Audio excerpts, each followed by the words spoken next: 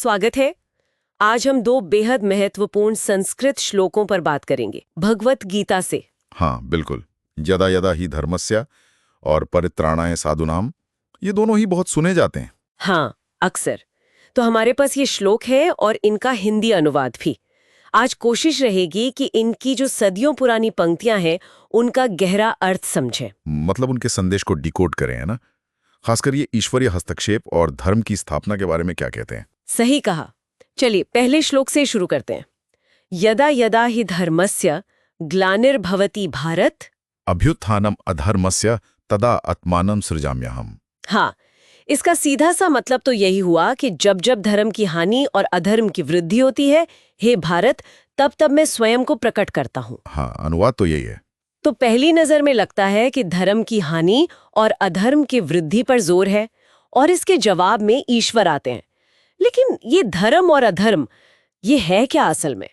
क्या ये सिर्फ पूजा पाठ या कोई मजहब है? नहीं नहीं, बिल्कुल नहीं। ये समझना बहुत जरूरी है। देखिए, यहाँ धर्म का जो अर्थ है वो किसी विशेष पंथ या रिलीजन से कहीं ज्यादा बड़ा है, व्यापक है। अच्छा। हाँ, ये है आपका कर्तव्य, आपकी नैतिकता, सदाचार, सामाजिक व्यवस्था, यहाँ तक कि कॉस्मिक लॉ मतलब ब्रह्मांडीय नियम, वो सब कुछ जो व्यवस्था और संतुलन बनाए रखता है। ओह, तो मतलब जो चीज धारण करे हाँ। वही धर्म। हाँ बिल्कुल। और अधर्म इसका ठीक उल्टा है। अन्याय, अनैतिकता, समाज में फैली अव्यवस्था, अराजकता। तो जब ये संतुलन, ये व्यवस्था बुरी तरह से बिगड़ जाती है, हाँ, जब नैतिक मूल्यों का पतन होता है और अन्याय बहुत ज्यादा बढ़ने लगता है, तब ये श्लोक कहता है कि दिव्य शक्ति हस्तक्षेप करती है। तदा आत्मानं सृजाम्यहम्, तब मैं स्वयं को रचता हूँ। या प्रकट करता हूँ। एग्जैक्टली। ये एक तरह से आप कह सकते हैं कि बिगड़ी हुई व्यवस्था को ठीक करने का एक आश्वासन है, एक प्रॉमिस है। अच्छा, तो ये सिर्फ किसी व्यक्ति की नैतिकता नहीं बल्कि पूरे समाज और शायद ब्रह्मांड के संतुलन से भी जुड़ा है। हाँ बिल्कुल। ये तो दिलचस्प है। हाँ बिल्कुल। तो फिर दूसरा श्लोक शायद वो ये बताता है कि ये हस्तक्षेप क्यों होता है। हाँ बिल्कुल, अगला श्लोक इसी पर है। परित्राणाय साधुनाम विनाशाय च दुष्कृताम हाँ धर्म संस्थापनार्थाय संभवामि युगे जुगे। हाँ, इसका अर्थ हुआ सज्जनों की रक्षा के लिए, दुष्टों के विनाश के लिए और धर्म की पुनः स्थापना के लिए मैं युग युग में प्रकट होता हूँ। इसमें तो एकदम साफ साफ 3 मकसद बताए गए हैं। हाँ, और ये तीनों मकसद मिलकर एक पूरी तस्वीर बनाते हैं, एक संतुलन दिखाते हैं। पहला, परित्राणाय साधुनाम, मतलब जो लोग अच्छे हैं, नैतिक हैं, धर्म के रास्ते पर हैं, उनकी रक्षा करना, उन्हें सपोर्ट करना। प्रोटेक्ट करना। हाँ।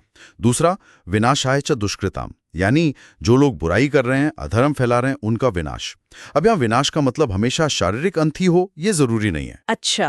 हाँ, ये उनकी शक्ति का खत्म होना, उनके बुरे प्रभाव का अंत भी हो सकता है। और तीसरा, और शायद सबसे अहम, धर्म स्थापनार्थाय, बिल्कुल, यानी धर्म की, उस नैतिक और सामाजिक व्यवस्था की फिर से स्थापना करना, उसे रीएस्टैब्लिश करना। तो ये सिर्फ सजा देना या बचाना भर नहीं है। नहीं, ये तो फिर से बैलेंस बनाने जैसा हुआ। हाँ, ये संतुलन को फिर से कायम करना है, व्यवस्था को पुनर्स्थापित करना है, रिस्टोरेशन का काम है। मतलब ये सिर्फ बुरे लोगों को हटाने तक ही सीमित नहीं है, बल्कि अच्छे मूल्यों और व्यवस्था को फिर से जमाने पर ज्यादा जोर है। सही पकड़ा। और फिर आता है वो हिस्सा, संभवामि युगे युगे, मैं युग युग में प्रकट होता हूँ। इसका क्या मतलब समझे? क्या ये कोई फिक्स्ड टाइम इंटरवल है, हर कुछ 1000 साल में? युगे युगे शब्द बहुत महत्वपूर्ण है। देखिए, ये इस विचार पर जोर देता है कि ये जो पूरी प्रक्रिया है, ये लीनियर नहीं है, मतलब एक सीधी रेखा में नहीं चलती। तो फिर साइक्लिकल, चक्रीय। हाँ बिल्कुल, चक्रीय है। हिंदू कालगणना में युग तो समय के बड़े खंड होते हैं, सतयुग, त्रेता, द्वापर, कलयुग। लेकिन यहाँ इसका गहरा अर्थ ये है कि जब भी, जिस भी कालखंड में धर्म की ग्लानि और अधर्म का अभ्युत्थान, मतलब अन्याय और अव्यवस्था अपने चरम पर पहुंचेगा, तब ये दिव्य हस्तक्षेप संभव है।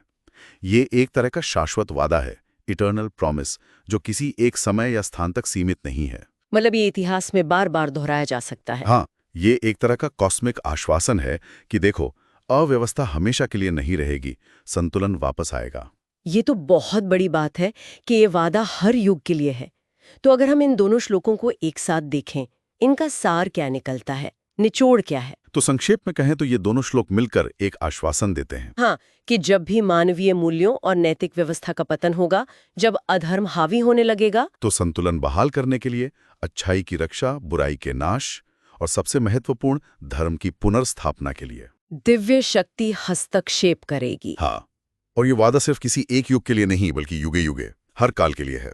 तो एक तरह से उम्मीद बंधाता है। बिल्कुल। और अगर हम इसे आज के संदर्भ में देखें या थोड़ा और बड़े फलक पर रख के सोचें तो ये कई गहरे सवाल भी खड़े करता है। जैसे कि ये आश्वासन कि व्यवस्था बहाल करने के लिए हस्तक्षेप होगा, ये मानव समाज में आशा और जिम्मेदारी की भावना को कैसे प्रभावित करता है? हाँ, मतलब क्या ये हमें थोड़ा निष्क्रिय बना देता है कि चलो अंत में तो सब ठीक हो ही जाएगा? या फिर ये हमें अपने हिस्से का धर्म, अपना कर्तव्य निभाने के लिए और ज्यादा प्रेरित करता है? ये जो संतुलन साधने वाला हस्तक्षेप है, ये व्यक्ति और समाज के कर्मों से कैसे जुड़ता है? सही कहा आपने। और यहीं पर शायद हम अपने श्रोताओं के लिए एक विचार छोड़ सकते हैं। हाँ, बिल्कुल। कि अगर युगे युगे यानी हर युग में धर्म की स्थापना का वादा है और दिव्य हस्तक्षेप संभव है, तो फिर इस पूरे चक्र में व्यक्ति की अपनी भूमिका क्या है? व्यक्ति की भूमिका, हाँ, अपने निजी और सामाजिक धर्म को, मतलब अपने कर्तव्यों और नैतिकता को बनाए रखने की